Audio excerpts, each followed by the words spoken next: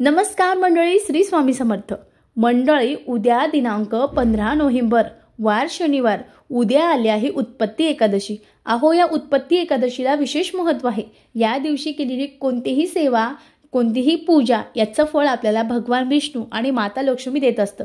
मग मंडळी, तुमच्या घरामध्ये अकारण कलह होत असेल, सततची भांडणं होत असतील, सततचा आजारपण असेल, तर तुम्ही हा उपाय अवश्य करून बघा. उपाय करताना श्रद्धेने करा, मनोभावे करा. याचा निश्चित फरक तुम्हाला मिळणार आहे.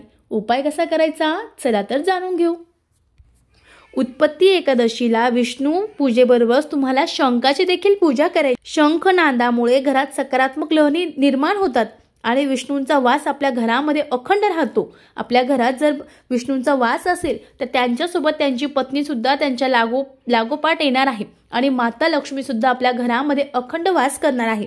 यामुळे अकारण होणारे कलह, वाद, आजारपण यातून सुटका होते आणि रोज तुम्हाला रोजच्या देवपूजेमध्ये सुद्धा शंखाची पूजा करायची आहे आणि एकादशीला शंख पूजा करून तो दक्षिण दिशेला ठेवायचा आहे. असं केल्याने घरातील सर्व अकारण जे वाद आहेत, कलह आहेत, ते सुद्धा दूर होतात. अतिशय साधा, अतिशय प्रभावी उपाय आहे. व्हिडिओ आवडला असेल तर चॅनलला सपोर्ट करा. श्री स्वामी समर्थ. धन्यवाद.